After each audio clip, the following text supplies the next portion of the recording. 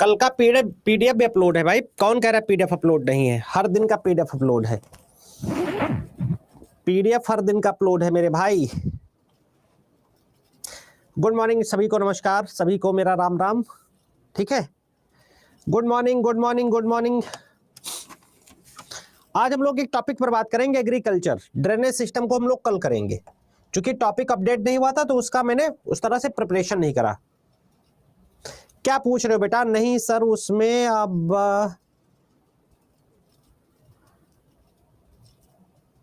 Blank page था। हर हर महादेव। चलो मैं दोबारा देख लूंगा, उसे देख लूंगा, हालांकि वो अपलोडेड थी। क्या कंफ्यूजन है भाई? पढ़ाई लिखाई पर फोकस करना है बस। गुड मॉर्निंग, नमस्कार सभी को, सत श्री अकाल, राम राम, जय श्री राम, जय माता दी।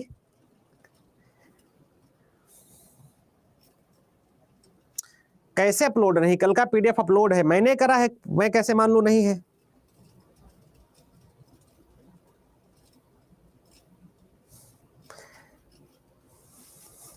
ड्रेनेज सिस्टम आज नहीं कराएंगे, आज एग्रीकल्चर कराएंगे, कल ड्रेनेज सिस्टम कराएंगे।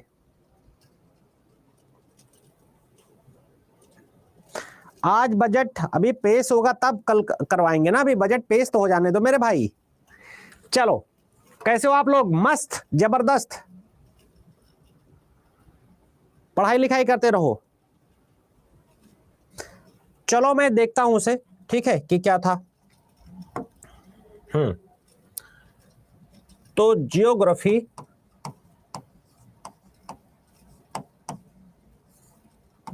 में क्या टॉपिक है?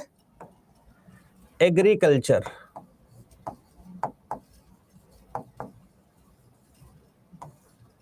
कृषि, आज कृषि टॉपिक पढ़ाएंगे, ड्रेनेज सिस्टम को कल पढ़ाएंगे। आज का टॉपिक है एग्रीकल्चर, कृषि। बताओ कृषि क्या होती है?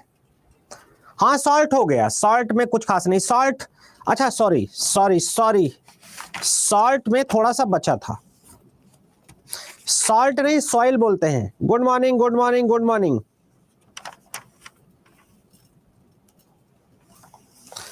सॉइल लिखिएगा, सॉइल में थोड़ा सा बचा था, मैं भूल गया था, सॉइल में थोड़ा बचा था।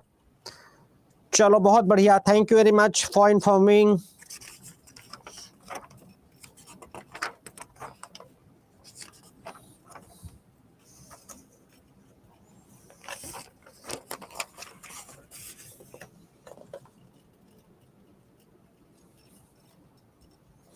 नहीं भाई, ऐसा नहीं है, आधा अधूरा नहीं भाई, मैं भी इंसान हूं। 6-7 सुबह से 3 घंटे से पढ़ा रहा हूं तो दिमाग से उतर गया होगा। चलो माउंटेन सॉइल के बारे में बात करते हैं। माउंटेन सॉइल, पर्वतीय मृदा।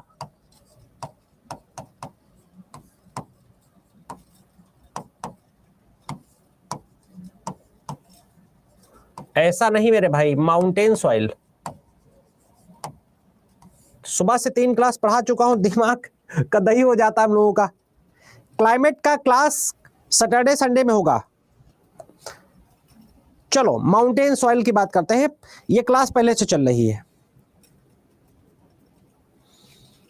ठीक है। माउंटेन सॉइल की बात करते हैं, क्लास पहले से चल रही मेरे भाई, अभी से नहीं चल रही है। चलो अब देखो, ऐसा है कि जब पर्वतीय मृदा की बात करेंगे तो इससे पर्वत ये बना हुआ है, मान लो एग्जांपल के लिए, ठीक। तो ये क्या है? इसमें क्या है? पत्थर है, पहाड़ है, ये सब कुछ देखने को मिलेगा। मतलब कहने का मतलब है सॉलिड का पार्ट ज्यादा है, कठोर है ये क्या है? कठोर या मजबूत कह सकते हो, कठोर या मजबूत है ये, है ना। जब ये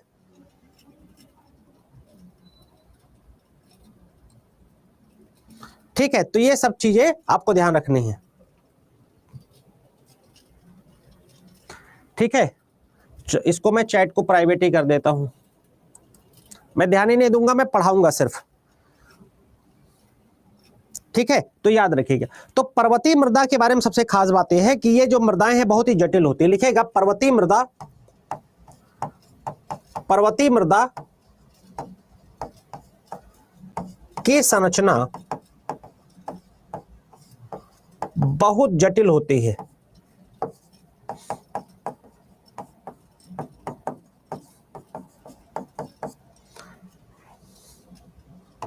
mountain soil structure is very complex. ठीक, सबसे पहली चीज क्यों जटिल होती है कि अलग अलग जगहों पर अलग अलग तरीके से मिलती है। क्यों जटिल होती है? डेट बिकॉज इसमें यह बहुत विविध होती है, यह बहुत विविध होती है।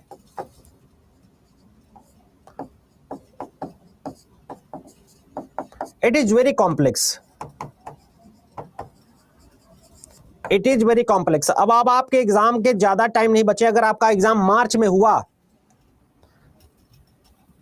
है ना, जाहिर सी बात है, तो ये जो है तो आपको बहुत अब फोकस तरीके से पढ़ना चाहिए। जितनी तफरीबाजी है उसको प्लीज बंद कर दीजिए और पढ़ाई लिखाई पर ध्यान दीजिए। ठीक, यहां पर जो है ये जो है आपने नोट करा इतना, ठीक है। प्लीज आप सभी से निवेदन है कि पढ़िए। अब आपका फरवरी आज पहला आ चुका है, लिखिएगा यहां पर मृदा में ह्यूमस की अधिकता होती है। क्या होती है? Humus, humidity. ठीक है, यहां क्या होती है? ह्यूमस की अधिकता होती है, यानी क्या होती है? ह्यूमिडिटी जो है काफी ज्यादा होती है यहां पर। क्यों ज्यादा होती है? क्योंकि बारिश ज्यादातर वहां पर होती है, तो बहुत तेजी के साथ जो है ये प्रॉब्लम यहां पर निकल कर आती है और उसकी वजह से बहुत ज्यादा चीजें वहां तेज सड़ती गलती हैं। ठीक, इस मिट्टी में किसकी कमी होती है? कमी अगर हम बात करें किसकी चीजों की होती है, तो पोटास की कमी होती है, पोटास की। मेरा सभी से निवेदन है कि जो भाई बच्चे, ठीक है, जो भी बच्चे ठीक से भी पढ़ाई नहीं कर रहे हैं वो ठीक से पढ़ाई कर ले, वरना अपनी किस्मत के लिए खुद जिम्मेदार होंगे। पोटास की कमी होती है, फास्फोरस की कमी होती है और चूने की कमी होती है। किसकी? इन तीन चीजों की कमी होती है पर्वतीय मृदा में, पोटास की, चूने की, फास्फोरस की।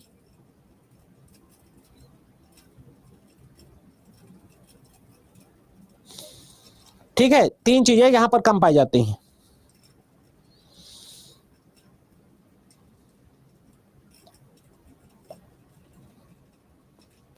और इनमें प्रोडक्शन किसका होता है?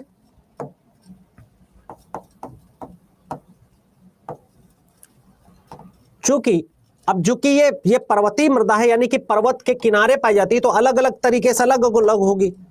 तो यहां पर क्या होता है? यहां पर जो पर्वतीय क्षेत्र का जो मैदानी समतल क्षेत्र है, समतल क्षेत्र, प्लेन एरिया, समतल क्षेत्र में क्या पाया जाएगा?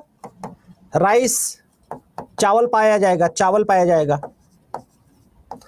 ठीक है, थोड़ा जो उबड़ खाबड़ होगा उसमें क्या पाया जाएगा? आलू पाया जाएगा। थोड़ा जो उबड़ खाबड़ होगा उसमें क्या पाया जाएगा? आलू पाया जाएगा। और जो नदी घाटियां होंगी, जो नदी घाटियां होंगी, नदी घाटियां होंगी यानी कि रिवर बेसिन होंगे,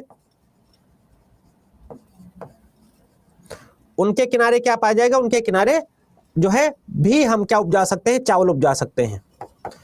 उनके किनारे भी हम क्या उपजा सकते हैं? चावल उपजा सकते हैं, क्योंकि उसके लिए, चावल के लिए ज्यादा पानी की आवश्यकता होती है, चावल के लिए ज्यादा जो है पानी की आवश्यकता होती है। और ज्यादा से ज्यादा फलों के बाग होते हैं इन सब जगहों पर, फलों के बाग। इसलिए आपने देखा होगा कि हिमाचल प्रदेश में, कश्मीर में ड्राई फ्रूट्स, ठीक है, और फ्रूट्स, ये सब चीजें ज्यादा देखने को मिलती है। इन्हीं सब कारणों से, इन्हीं सब कारणों से वहां ये सब चीजें ज्यादा देखने को मिलती हैं। फल और सब्जी नहीं, सब्जी नहीं होती वहां पर उतना, सब्जी तो मैदानी क्षेत्रों से जाती है। ठीक है, तो याद रखिएगा। अब हम लोग बात करेंगे लवणीय मृदा की। ठीक है, होपफुली इतना आपने लिख लिया होगा। अब हम लोग बात करेंगे सैलाइन लवणीय मृदा की। लवणीय, जिसमें लवण की मात्रा अधिक होती है, लवणीय मृदा। सैलाइन सॉइल, सैलाइन सॉइल यानी कि कौन सी मृदा? लवणीय मृदा। अब इसकी खास विशेषता क्या होती है? सैलाइन या एल्कलाइन सॉइल, तो ये कहां कहां पाई जाती है? जल्दी से कोई बता सकता है? सैलाइन सॉइल कहां पाई जाती है?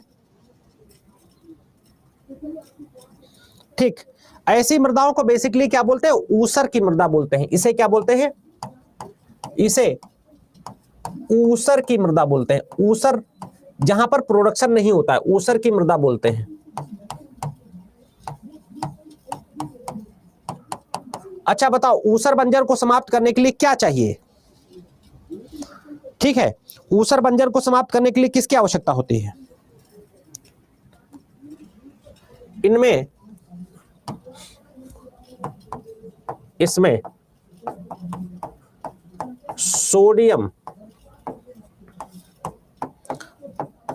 कामा potassium,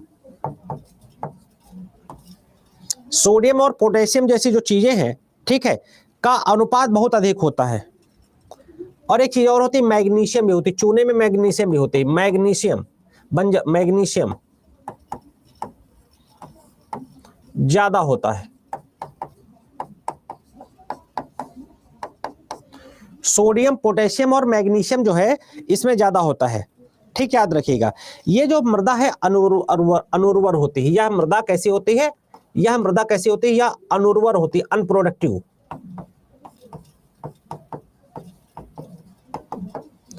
it is unproductive, it is unproductive.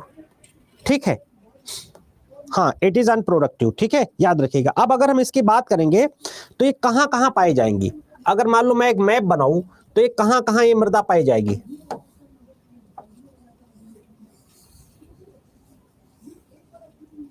मान लो इसकी हम बात करें तो देखिए, जो इधर का, ये जो इधर का एरिया, राजस्थान का, कुछ गुजरात का एरिया, यहां पर ये मृदा ज्यादा पाई जाती है, चूंकि यहां पर ये जो शुष्क क्षेत्र होता है, और इधर की तरफ भी पाई जाती है। जब क्लाइमेट पढ़ाएंगे तो यहां भी पाई जाती है, क्योंकि यहां पर क्या होते हैं, वृष्टि छाया प्रदेश होते हैं। क्या होते हैं? वृष्टि छाया प्रदेश। वृष्टि छाया प्रदेश के बारे में आपको पता है, ये होता है पश्चिमी गुजरात, वेस्ट गुजरात में होती है, और राजस्थान में के पश्चिमी भाग में भी होती है। ये मृदा देखने को वहां मिलती है। ठीक, याद रखिएगा। तो अगर हम इसकी बात करेंगे तो वेस्टर्न गुजरात, वेस्टर्न बंगाल, पंजाब, हरियाणा, पश्चिमी गुजरात, पंजाब, हरियाणा तथा पश्चिमी राजस्थान का भाग।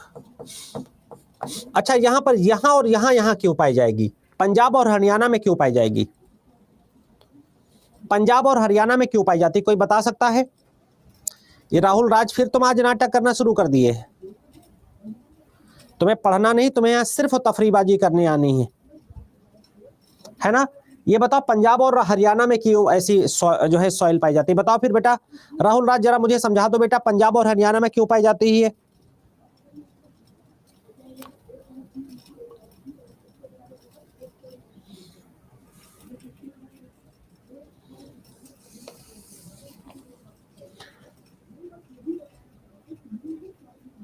हर क्लास में स्पैम करता है, बदतमीज टाइप का है क्या? तो ये जब फेल होंगे तब मने मंजनू घूमेंगे फिर।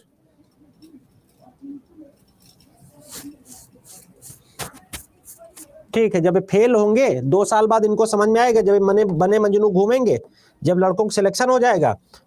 ठीक है, तो इस जो लवड़ी मृदा के कुछ अन्य नाम हैं, अन्य नाम भी इसके हैं। जैसे अदर नेम इसके क्या है? जैसे कल्लर। बेटा पढ़ाई लिखाई कर लो, जिंदगी तबाह हो जाएगी।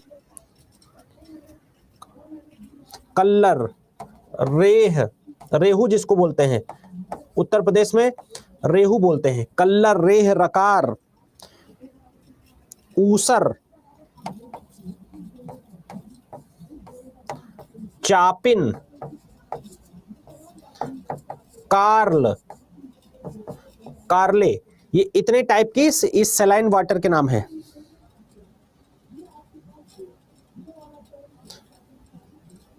ऊसर क्या होता है? ऊसर ऐसी लैंड होती है, समझ लो, ऊसर ऐसी लैंड को बोला जाता है जो बेसिकली अनप्रोडक्टिव होती है, वो बालू भी नहीं होता उसमें, उसमें मिट्टी जो है ऐसी हो जाती है।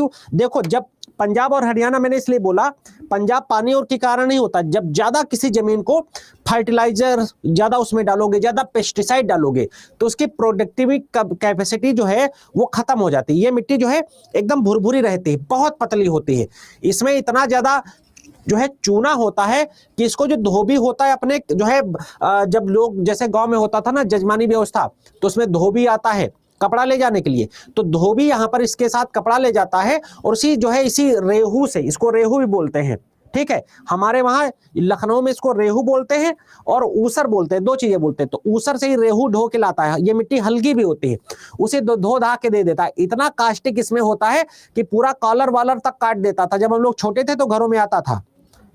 ये सारे नेम, इनको कलर को कलर ही लिखेगा, रेहू को रेहू की लिखेगा, रकार को रकार इंग्लिश में लिखेगा, ऊसर को डिजर्ट लिखेगा, चापिन को चापिन ही लिखेगा, कारले को कारले ही लिखेगा इंग्लिश में, ठीक है। तो ये हो गया।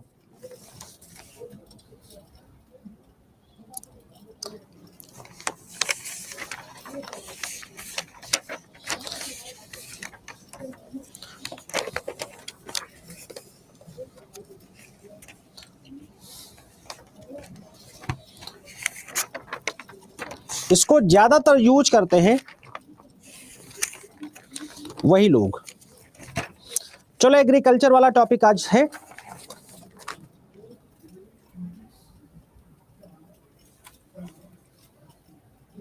हाँ, मैं मिट्टी से ही कपड़ा साफ करता था।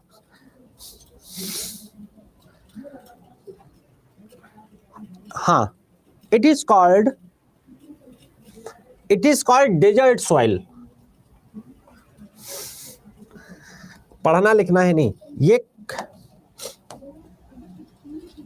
अबे मैं बिजनेसमैन फैमिली से आता हूं, ठीक है, तो ये सब हमें मत बताओ और बदतमीजी मत करो। क्लास बदतमीजी करोगे ब्लॉक कर दूंगा, दोबारा कभी क्लास में नहीं आओगे।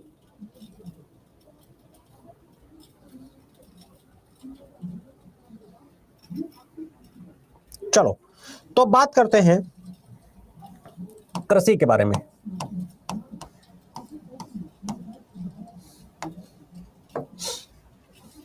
बेटा, सब सॉइल के तौर पर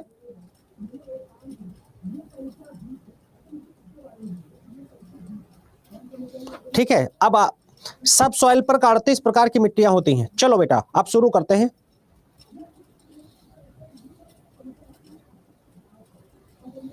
चलो, कृषि की बात करते हैं। कृषि क्या क्या है? कृषि को क्या बोला जाता है? एग्रीकल्चर की अगर हम बात करें एग्रीकल्चर की, तो एग्रीकल्चर को बोला जाता है प्राइमरी सेक्टर। क्या बोला जाता है? Primary sector. प्राइमरी सेक्टर बोला जाता है। लिखेगा कृषि को प्राथमिक क्षेत्र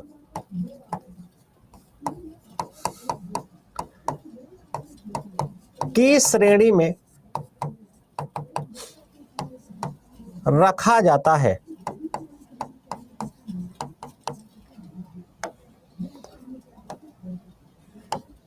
कृषि भारतीय अर्थव्यवस्था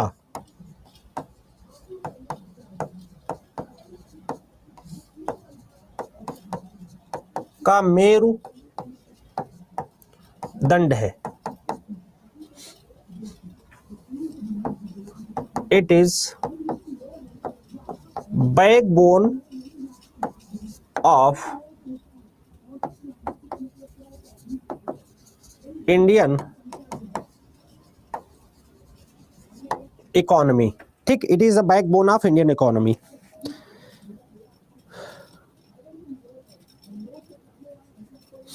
ठीक है। अगर हम बात करेंगे एग्रीकल्चर की, एग्रीकल्चर यानी कृषि की, तो ये क्या है? कृषि को एग्रीकल्चर बोलते हैं बेसिकली। और ये एग्रीकल्चर लैटिन भाषा का शब्द है। किस भाषा का शब्द है? लैटिन वर्ड है। कैसा है? लैटिन वर्ड है। ये कैसा शब्द है? लैटिन शब्द है। अदर क्लास का साउंड आ रहा है बेटा प्लीज, तो मैं उसके लिए कुछ नहीं कर सकता। डोर पूरे तरीके से बंद है। ठीक है, ठीक है। तो वहां ये लैटिन भाषा का एग्रीकल्चर किस भाषा का शब्द है? लैटिन भाषा का शब्द है। ठीक, तो एग्रीकल्चर में बहुत सारी चीजें आती हैं। एग्रीकल्चर में जैसा कि मैंने इकोनॉमिक्स में बताया था, इसमें आता है जो है खेती, एग्रीकल्चर, पशुपालन, मछली पालन, ठीक है, यानी और मधुमक्खी पालन यानी बी फार्मिंग, मधुमक्खी पालन, ये सारी चीजें आपके इसमें आती हैं। ठीक, सबसे पहली चीज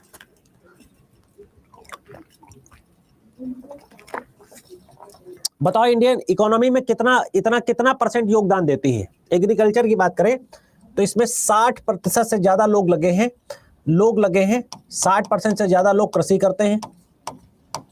और इस जीडीपी में कितना परसेंट योगदान देती है? 17 से 18% योगदान देती है ना। बहुत बढ़िया। अब चलिए हम बात करते हैं, जैसे हम लोगों ने रबी, खरीफ और जायद की बात कर ली थी, रबी, खरीफ और जायद की बात कर ली थी।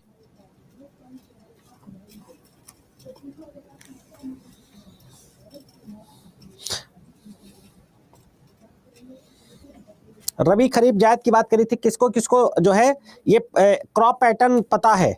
किसको किसको क्रॉप पैटर्न पता है? तो आप लिखिएगा, चलो दोबारा करा देता हूं। क्रॉप पैटर्न हिंदुस्तान में बताओ कितने क्लाइमेटिक जोन है? कोई बता सकता है? बताओ हिंदुस्तान में कितने क्लाइमेटिक जोन है? जीडीपी का मतलब होता है gross domestic product. 3, 15 climatic zone है मेरे भाई, 15। अभी करवाएंगे सारे, ठीक है। तो सबसे पहले लिखिएगा रबी फसल, नंबर 1 लिखिएगा रबी की फसल, इंग्लिश में लिखिएगा रबी फसल को रबी क्रॉप।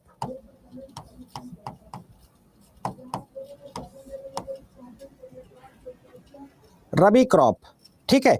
तो इसके अंतर्गत जो कब कौन कौन सी मुख्य फसलें हैं? इसके अंदर जो प्रमुख फसलें कौन कौन सी हैं? गेहूं,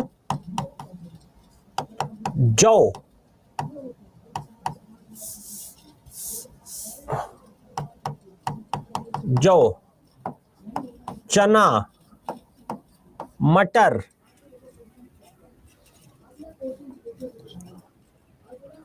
सरसों, मसूर,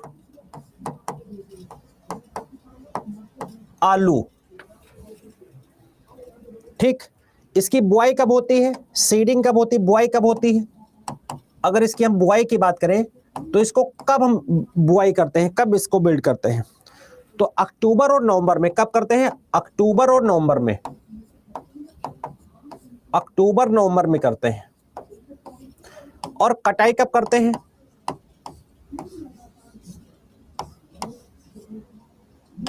कटाई कब करते हैं बताओ जल्दी से, कोई बता सकता है? कब करते हैं कटाई? मार्च और अप्रैल में, मार्च अप्रैल में। बताओ फसल कटाई के समय कौन कौन से त्योहार होते हैं? बताओ जल्दी से, फसल की कटाई के समय कौन कौन से त्योहार होते हैं? दूसरा है खरीफ क्रॉप,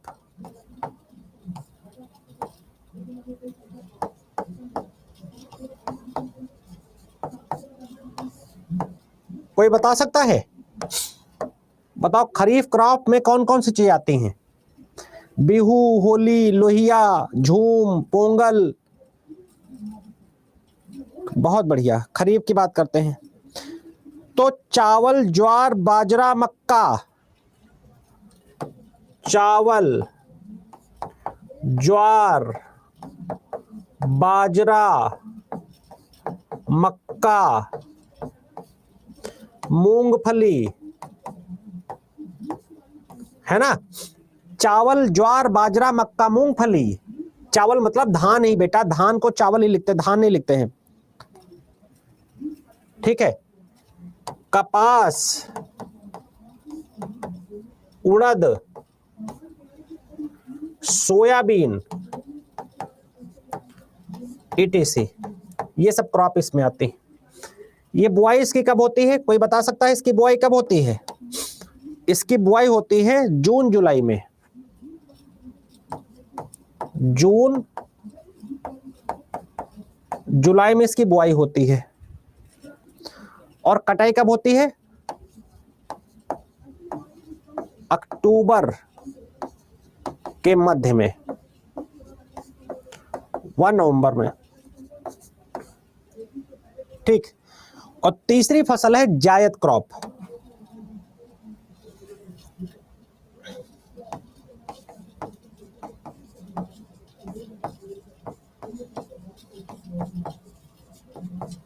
ये बेसिकली किससे समझिए? वेजिटेबल से, ऑल वेजिटेबल्स।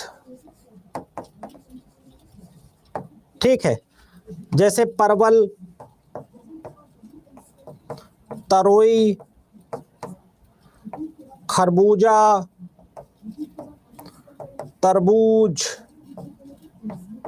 लौकी, जो भी तुम कह सकते हो, ETC, ये सब इसमें होती। और ये कब होती है? मार्च अप्रैल। इसकी बुआई कब होती है?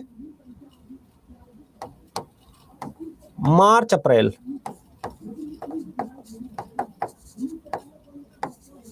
से जून जुलाई के बीच में।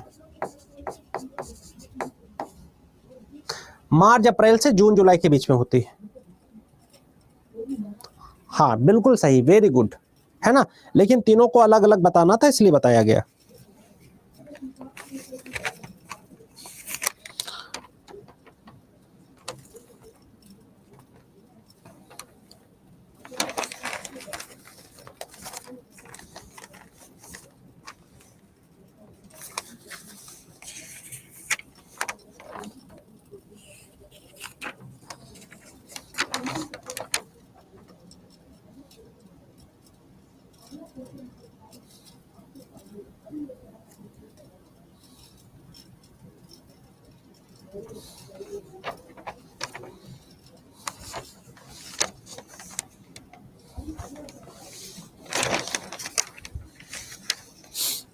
ठीक है, अब टोटल कितने क्लाइमेटिक जोन है? 15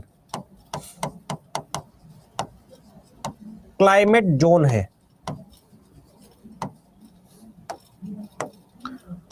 15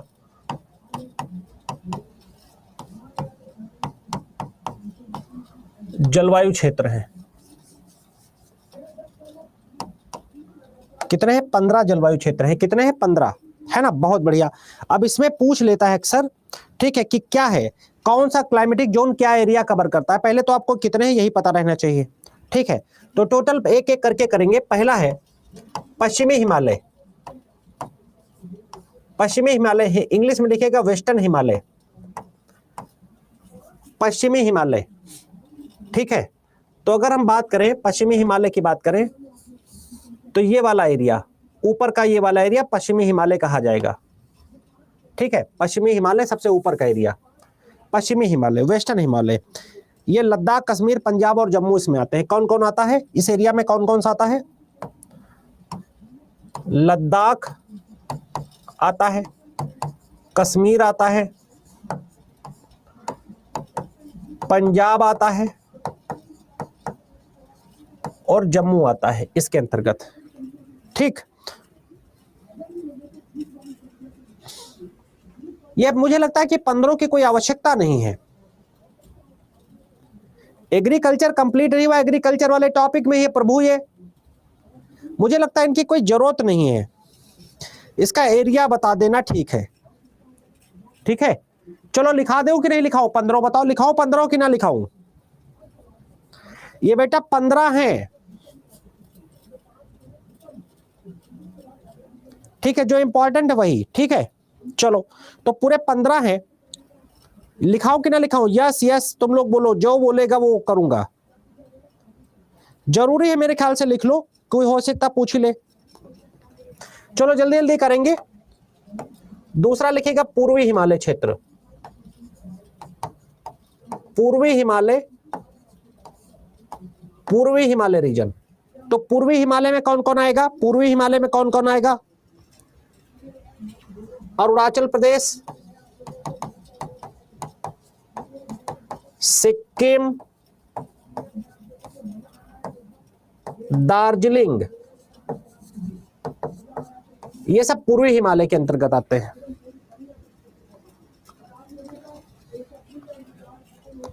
फिर तीसरा है निचली गंगा, यानी कि लोअर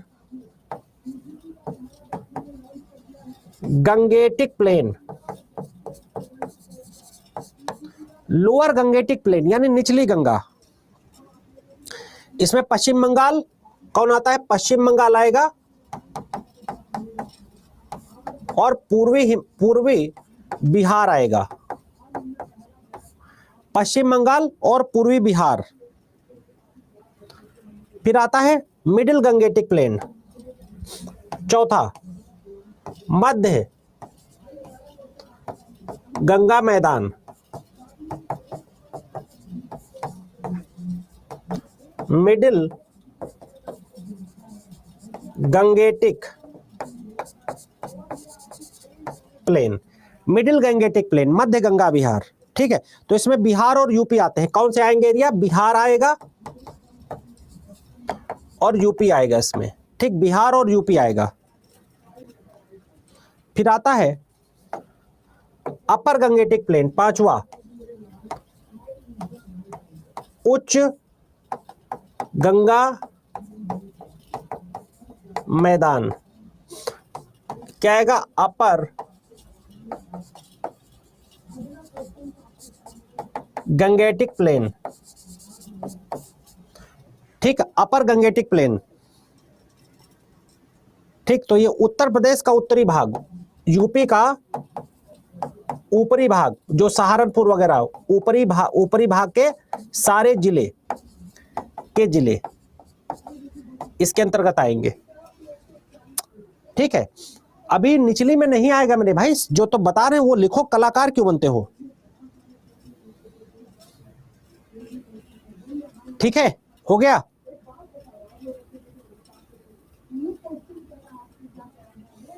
चलिए अब trans Gangetic plain.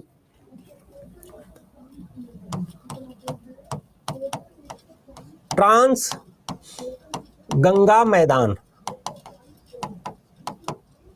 Trans Gangetic plane, बताओ इसमें कौन कौन आते हैं? पंजाब, हरियाणा और दिल्ली। पंजाब, हरियाणा और दिल्ली आते हैं इसमें। फिर ईस्टर्न प्लेटू, पूर्वी पठार व चोटियां, यानी कि ईस्टर्न प्लेटू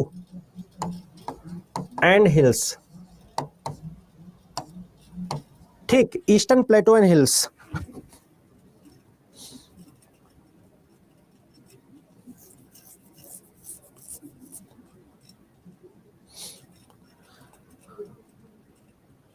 तो छोटा नागपुर पठार, छोटा नागपुर कहां है?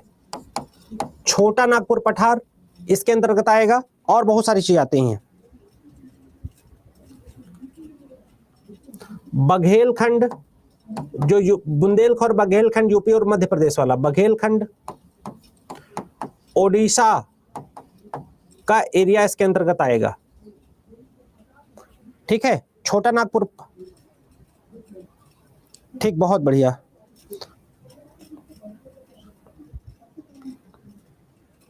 ठीक है, फिर अगला आता है सेंट्रल प्लेटू।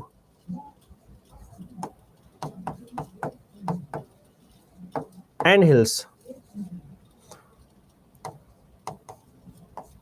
केंद्रीय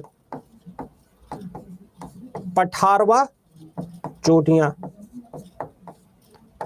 ठीक, देखो कुछ चीजें ऐसी होती हैं जो थोड़ी बोरिंग लग सकती हैं, पर एग्जाम में आ जाएगा तो क्या कीजिएगा।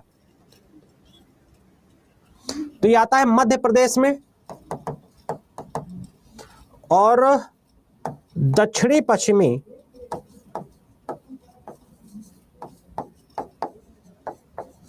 राजस्थान। ठीक है, याद रखिएगा।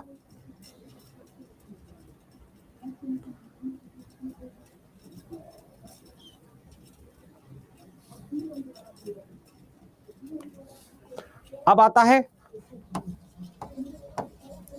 वेस्टर्न प्लेटू एंड हिल्स, पश्चिमी पठार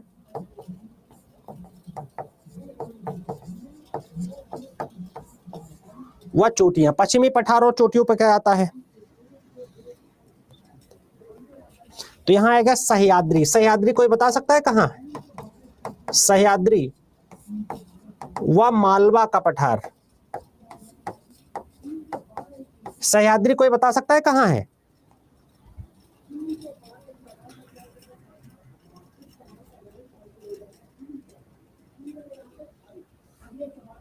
फिर नेक्स्ट हो गया।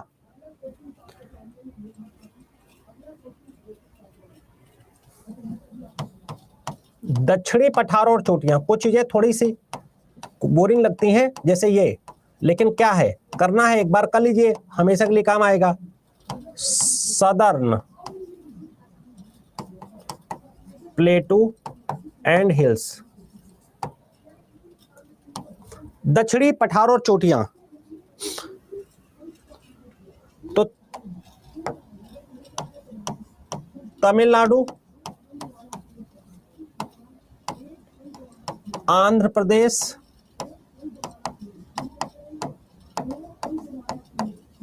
कर्नाटक।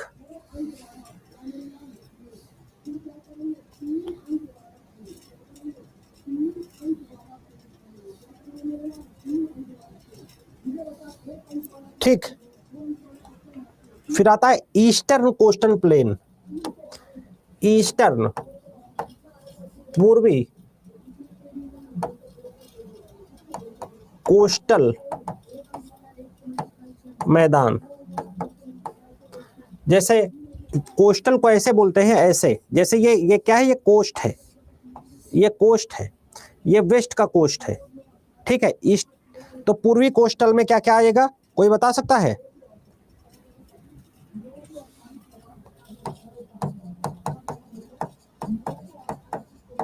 तमिलनाडु, आंध्र प्रदेश, ओडिशा यानी उड़ीसा,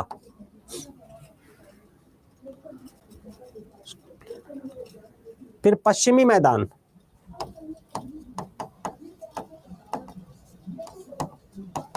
पश्चिमी मैदान व चोटियां।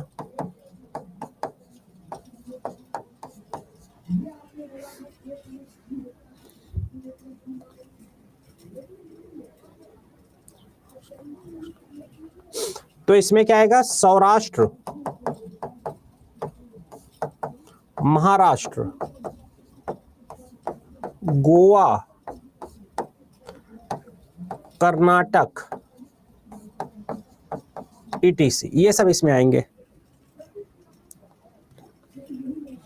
फिर गुजरात प्लेन, गुजरात मैदान। गुजरात मैदान में कौन आएगा? गुजरात। गुजरात मैदान में कौन आएगा? गुजरात। फिर अगला आता है वेस्टर्न ड्राई रीजन।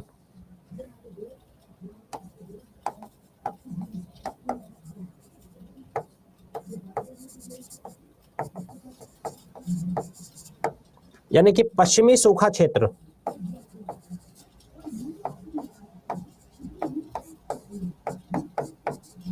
मैं तो कमेंट की तरफ देख भी नहीं रहा हूं क्योंकि तुम लोग गाली दे रहे होगे, ठीक। तो प्लीज ऐसा मत करो, समझदारी से काम लो। ये आता है राजस्थान। और आखिरी है आइसलैंड रीजन।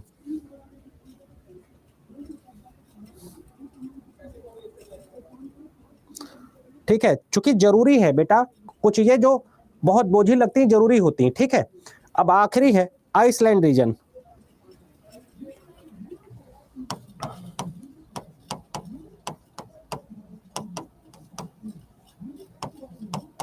आइसलैंड रीजन, अब इसमें क्या आएगा? ये तो बहुत सिंपल है, तो इसमें अंडमान निकोबार और लक्षद्वीप। अंडमान निकोबार व लक्षद्वीप। अब हमें पूरी ईमानदारी से बताइएगा, आप में से कितने लोगों ने इसको करा था, आप में से कितने लोगों ने इसको पढ़ा था पहले। बैक कर देता हूं, ईमानदारी से बताइएगा कितने लोगों ने इसको कंप्लीट किया था पहले।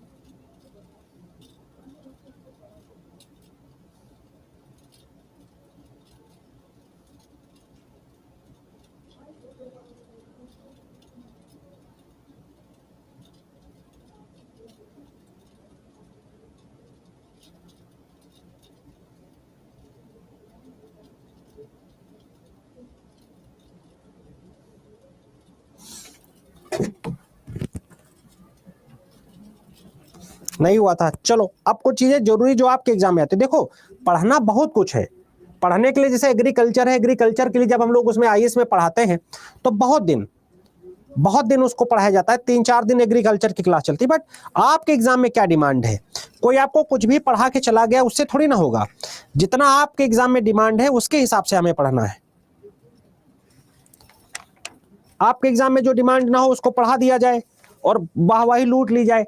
अभी तो मैं पढ़ाने लग जाऊँ आईएएस के लेवल का तो आपको मजा तो बहुत आएगा, बट कोई वहां से कुछ हासिल नहीं होगा आपको, है ना। तो ये चीज बड़ी मायने रखती है। चलो अब कुछ एग्रीकल्चर बोर्ड हैं, एग्रीकल्चर बोर्ड जो आपके एग्जाम में पूछे जाते हैं। इसे आप, आई एम श्योर ये बहुत सारे आपको पता भी होंगे। हेड ऑफिस,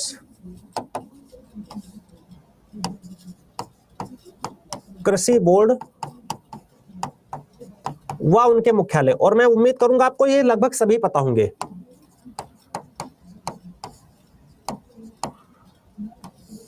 ठीक है, तो एक तरफ लिखेंगे कृषि बोर्ड,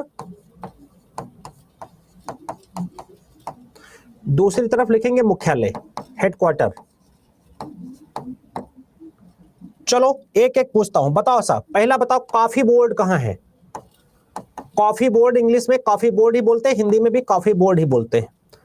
बताओ जल्दी से कॉफी बोर्ड कहां है, मैं आप सभी से पूछूंगा।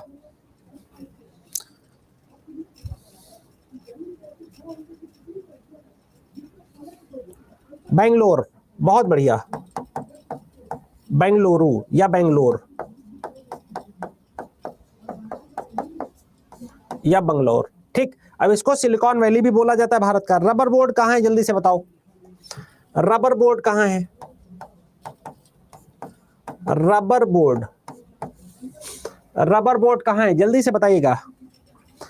रबर बोर्ड जो है केरल के कोट्टायम में है, कोट्टायम। अगर केरल में कई राज्य दे देगा, जिले देगा, कंफ्यूजन होगी। केरल के कोट्टायम में है, कोट्टायम में। ठीक, कोट्टायम को कोट्टायम इंग्लिश हिंदी दोनों में लिखेंगे। फिर आएगा चाय बोर्ड। अब ये बहुत कंफ्यूज करता है, चाय बोर्ड में ज्यादातर लोग कहां लगा देंगे, असम लगा देंगे। चाय बोर्ड कहां है बताओ जल्दी से। दार्जिलिंग लगा दिया ना, असम, गलत, बस यही गलती कर दिया आपने। सब लोग गलत, सब लोग गलत। कोलकाता, अब सही आया, कोलकाता। देखा, यही दिक्कत है। पश्चिम बंगाल, वेस्ट बंगाल, है ना। फिर तंबाकू बोर्ड, टोबैको बोर्ड, तंबाकू को इंग्लिश में टोबैको। टोबैको बोर्ड कहां है बताओ जल्दी से। गुंटूर में है। गुंटूर कहां पड़ता है, गुंटूर कहां पड़ता है, आंध्र प्रदेश, एपी, आंध्र प्रदेश, आंध्र प्रदेश। बहुत बढ़िया, हो गया, इतना हो गया। पीछे का लिखा भी नहीं बेटा, लिखना था ना। चलो ये सब आपको पीडीएफ दे दूंगा, उसमें से ले लीजिएगा। चलो अगला आता है मसाला बोर्ड। बताओ कहां है मसाला बोर्ड।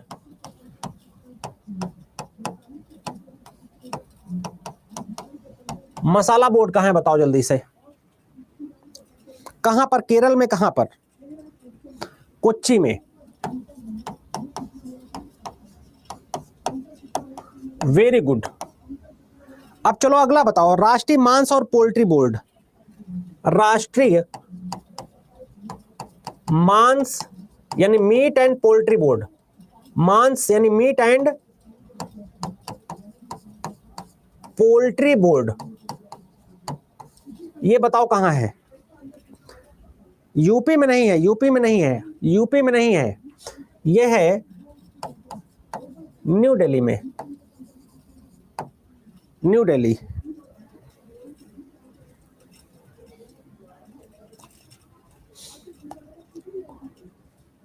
ठीक है। अगला है भारतीय अंगूर प्रसंस्करण बोर्ड।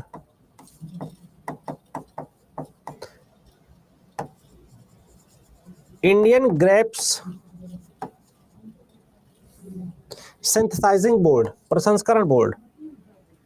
कहां पर है बताओ जल्दी से?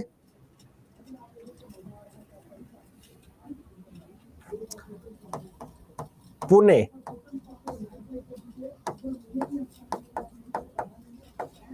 महाराष्ट्र।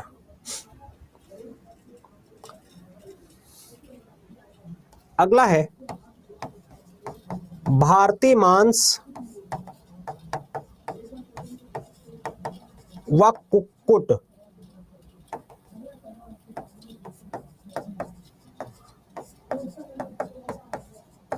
पालन बोर्ड।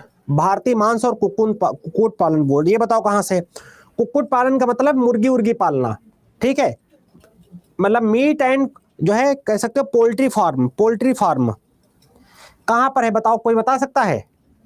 ये भी आपके न्यू दिल्ली में है। ये भी कहां है? न्यू दिल्ली में है। वेस्ट बंगाल में नहीं है, न्यू दिल्ली में है।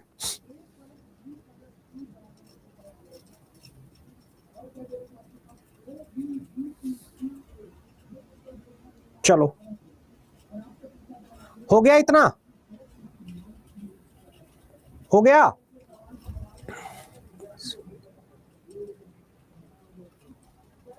अगला है राष्ट्रीय चावल संस्थान कहां है? राष्ट्रीय नेशनल चावल संस्थान। राष्ट्रीय चावल संस्थान, नेशनल राइस इंस्टीट्यूशन कहां है? कटक। कटक कहां पड़ता है? ओडिशा। ओडिशा में कौन सी झील है? चिल्का झील।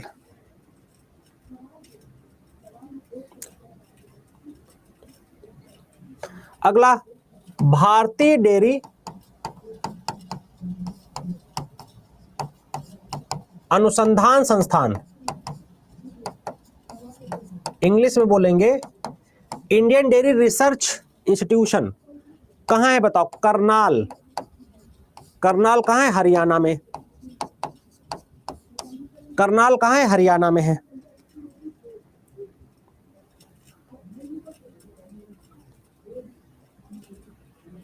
अगला केंद्रीय कॉफी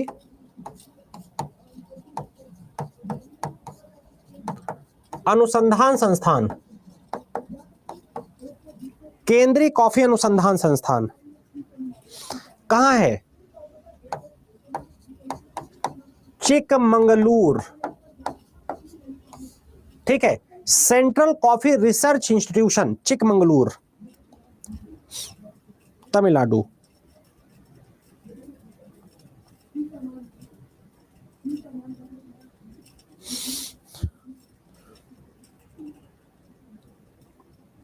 अगला भारतीय गन्ना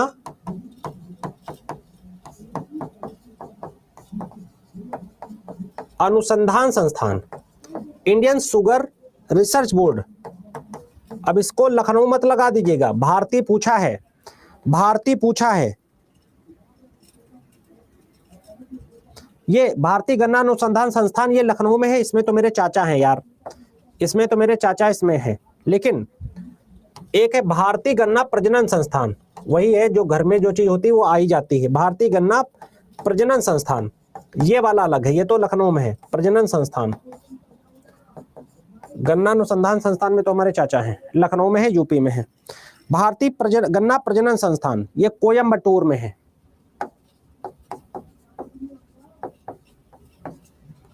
कहां पर है? कोयम्बटूर में है।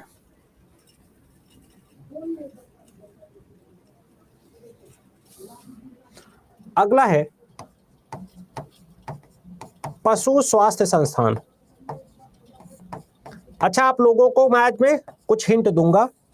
पशु स्वास्थ्य संस्थान, इसके बाद हम वही करेंगे। जालंधर में है, पंजाब के जालंधर में है। इतना नोट कर लो, फिर हम आपको कुछ टिप्स देते हैं एग्जाम के लिए। क्यों, तुम्हें उनको मुझसे मिलने जाना है क्या?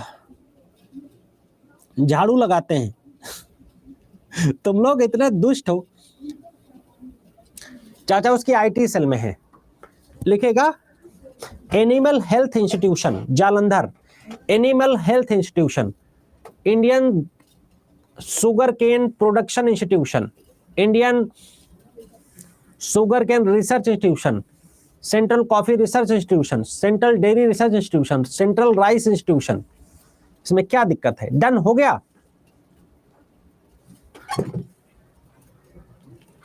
कब तक क्लास चलेगा? तुम लोग जब इकोनॉमिक्स पढ़ा रहे थे उससे घबरा रहे थे, अब इससे भी घबरा रहे हो। डन हो गया।